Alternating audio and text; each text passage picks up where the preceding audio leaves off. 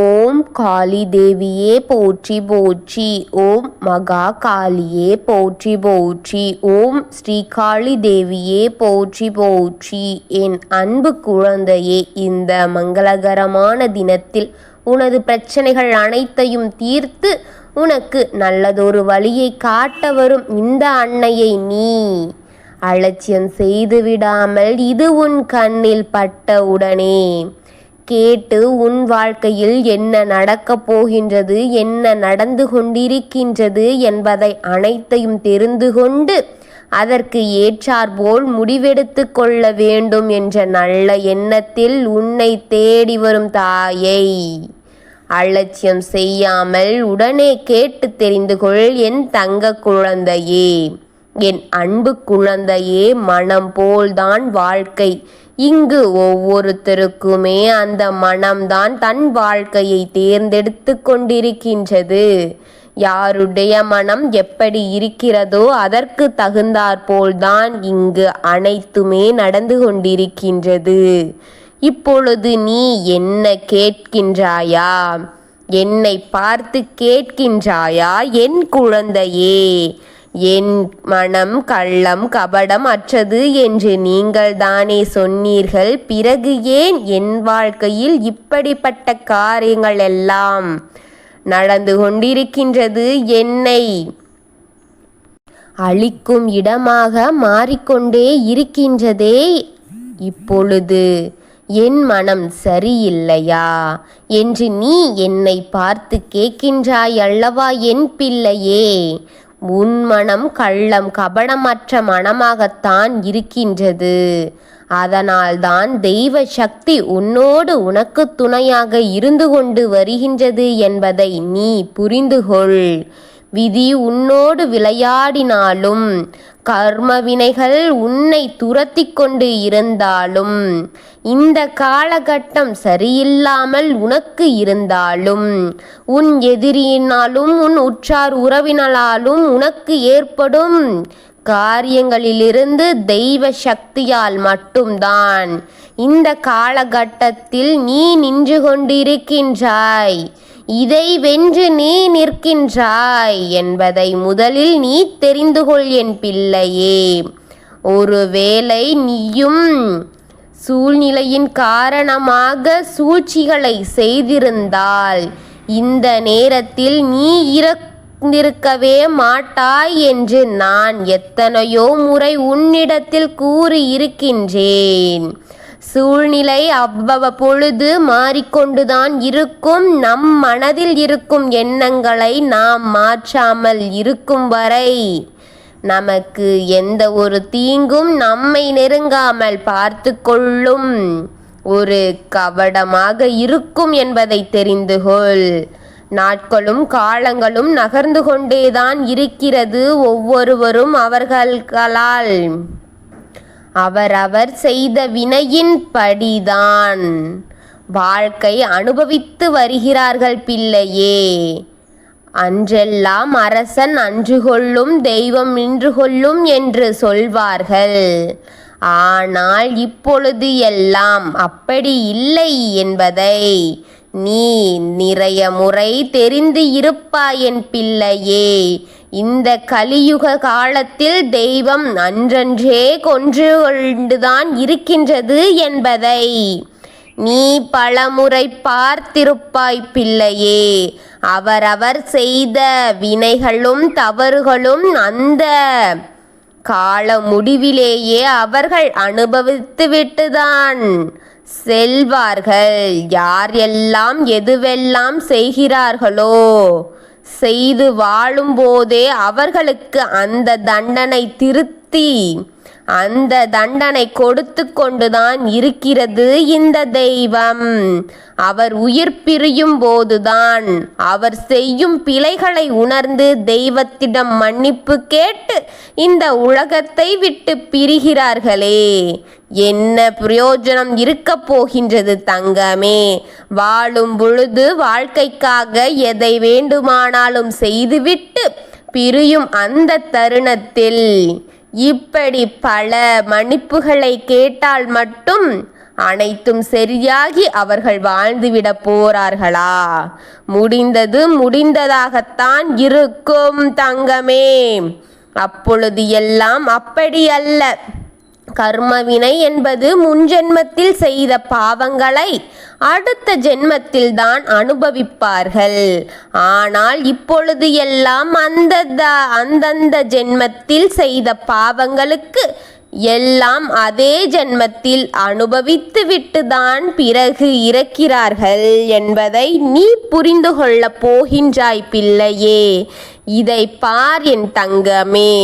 வாழ்வதை எப்படி வேண்டுமானாலும் வாழ்ந்துவிடலாம் என்று ஒரு இடம் இருக்க, இப்படித்தான் வாழ வேண்டும், இப்படித்தான் இருக்க வேண்டும் என்று உனக்கு ஒரு கட்டத்தை போட்டு அந்த கட்டத்தில் வாழ்ந்து கொண்டிருக்கும் என் பிள்ளைக்கு நல்லது நடக்க வேண்டும். பிள்ளையே, உன் மனம் கள்ளம் கபடமற்றது என்று நான் சொல்வதற்கு காரணம் நீ வாழ்ந்து கொண்டிருக்கும் வாழ்க்கை முறைதான். மற்றவர்கள் போல் ஒரு நிமிடத்தில் கூட நீ நினைத்து இருக்க மாட்டாய்.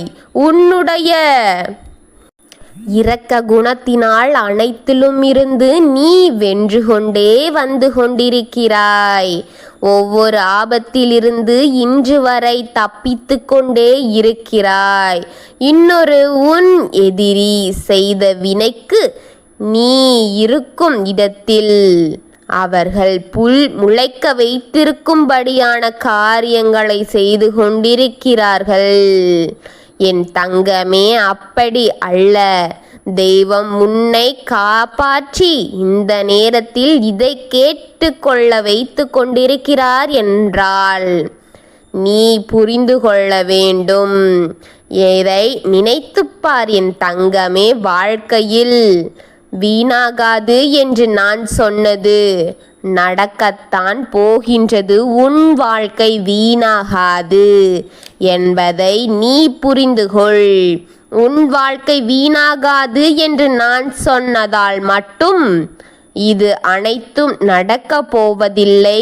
நீ மனதில் இதை பதிய வைத்துக்கொண்டு நம்பிக்கையோடு இதை இருக்க வேண்டும் தங்கமே. அப்பொழுதுதான் சொல்வது கூட பலிக்கும் பிள்ளையே. நான் உன் மனதில் அந்த நம்பிக்கை இல்லை என்றால் நான் சொன்னாலும் உன் வாழ்க்கையில் அது பலிக்காமல் போய்விடும். நீ நம்பிக்கையோடு இருந்தால்தான் இதை அனைத்தும் சாத்தியப்படுத்த முடியும் என் பிள்ளையே. உன்னோடு நான் இருக்கிறேன் என்று ஆறுதலாக நான் உனக்கு சொல்லிக் கொள்ளும் வார்த்தைகள் இது அல்ல. நீ நம்பாமல் ஒரு காரியத்தை முழுமையாக கேட்டாலும் அது ஒன்றும் பிரயோஜனமில்லாமல் போய்விடும் என்பதை முதலில் தெரிந்து கொள். எதை நாம் செய்ய வேண்டும் என்றால் முதலில் அதில் நம்பிக்கை, உழைப்பு என்று இருந்தால் மட்டும்தான் அதில் நாம் வெற்றி அடைவோம். அதுபோலத்தான் இதுவும் என் தங்கமே. நான் இன்று உனக்கு கூற வந்த காரியம் என்ன தெரியுமா? இன்று இப்பொழுது உனக்கு நான் சொல்ல வந்திருக்கின்றேன். என்ன அது தெரிந்து கொள். இன்று இரவு உறங்க செல்லும் ஒரு நபர் நாளை காலையில் எழுந்திருக்க மாட்டார் பிள்ளையே. உறக்கத்திலேயே நான் அவரை அழைத்து செல்லும் அந்த நபர் யார் என்பதை நீ தெரிந்து கொள்ள வேண்டுமா? காரணத்தை புரிந்து கொள்ள வேண்டும் என்பதற்காகத்தான் வந்திருக்கின்றேன் என் தங்கமே. நல்ல உள்ளம் படைத்த அந்த உயிர் அது வேண்டியபடி அது உறவுகளுக்காகவே உறக்கத்திலேயே எந்தவித துன்பங்கள் இன்றியும், எந்தவித விபரீதங்கள் இன்றும், எந்தவித வியாதிகள் இன்றியும் உறக்கத்தில் நல்லபடியாக நான் அதை அழைத்து செல்ல போகின்றேன் என் பிள்ளையே. என்னிடம் அந்த உயிர் இதையெல்லாம் கேட்டுக்கொண்டது என் பிள்ளையே. அந்த உயிர் எனக்கு எந்தவித பாதகங்கள் இன்றியும் யாரையும் நான் சிரமப்படுத்தாமல் இந்த உலகத்தை விட்டு நான் பிரிய வேண்டும் என்று என்னிடத்தில் வேண்டிக் கொண்டது என் பிள்ளையே. அதனால்தான் நான் இன்று அந்த உயிரை அழைத்து செல்லப் போகின்றேன். அந்த உயிர் எந்த விதமான சிரமத்தை அனுபவிக்காமல் என்னுடன் வரப்போகின்றது என் பிள்ளையே. அது யார் தெரியுமா? உன் குடும்பத்தை சார்ந்ததுதான் என் பிள்ளையே. உன் தாய் வழியில் வந்த ஒரு உறவு பிள்ளையே. அதை பற்றித்தான் நான் உன்னிடம் பேசிக் கொண்டிருக்கின்றேன். அது யார் என்பதை நாளை காலையில் நீ புரிந்து கொள்வாய். அந்த நல்ல உள்ளத்தை போல இதுவரை நானும் வேறு யாரையும் பார்த்தது கிடையாது என் பிள்ளையே என்று நீ கூட உன் வாயால் ஒரு நாள் சொல்லி இருக்கின்றாய் தெரியுமா? அதுபோல நல்ல உள்ளம் உன் தாயின் வழி சேர்ந்த உறவு தான். அந்த உறவை இன்று நான் அழைத்து செல்ல போகின்றேன் என் பிள்ளையே. உன்னிடத்தில் உறவாக வந்தது. நீ வேதனையை அவர்களுக்கு கொடுக்கவில்லை. வேதனைப்படாதே. அதையெல்லாம் நினைத்து என் தங்கமே, உன்னால் எந்த இழப்பும் யாருக்கும் கிடையாது என் பிள்ளையே என்றுதான் நான் யாரை தேர்ந்தெடுத்து விட்டேனோ அவர்கள் எந்தவித வலியும் வேதனையும் கண்ணீரும் சோதனைகளிலும் இருந்து கூட என்றும் அவர்கள் என்னோடு இருக்க நான் வலியுறுத்துவேன். அனைத்தையும் விலக்கி கொடுப்பேன். நான் உன்னை தேர்ந்தெடுத்து உன்னை தேடி வருகிறேன் என்றால் விவாரித்துக்கொள். உன் விடுதலை கொடுக்குவதற்காக என்பதை தெரிந்து கொள்.